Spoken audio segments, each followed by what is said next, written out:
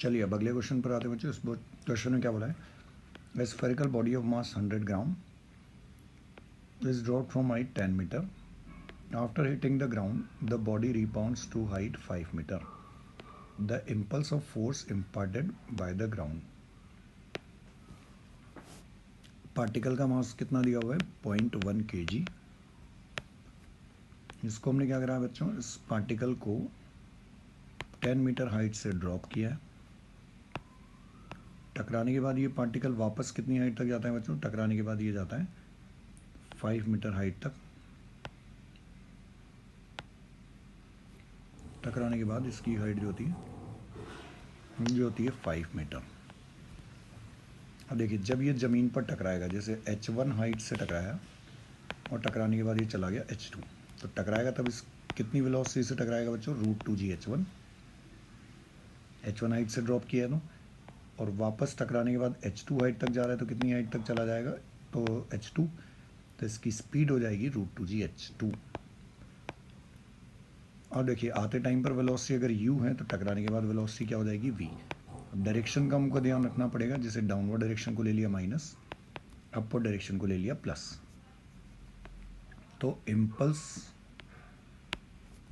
को हम लिख सकते हैं कितना बच्चों, चेंज इन मोमेंटम, मतलब m v माइनस u। अब देखिए इनिशियल वेलोसिटी तो कितनी हो गई, इनिशियल वेलोसिटी हो गई माइनस √2g h1।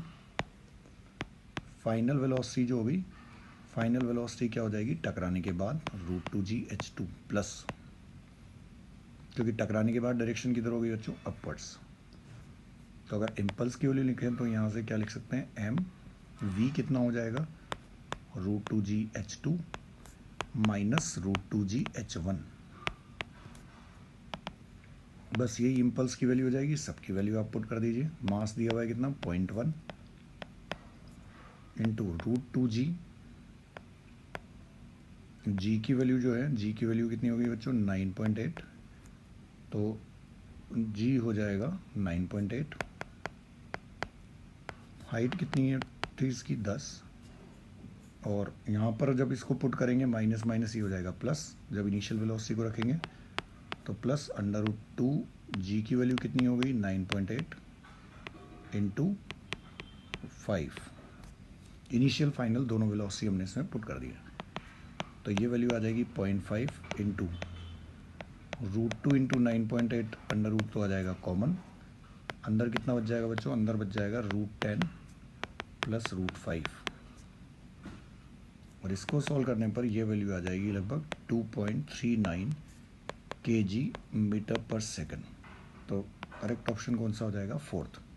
थोड़ा सा इसमें यहाँ पर कैलकुलेशन का वर्क है, तो कैलकुलेट करने पर ये यहाँ से ये वैल्यू जो आ जाएगी वो इतनी आ जाएगी 2.39। ठीक है बच्चों।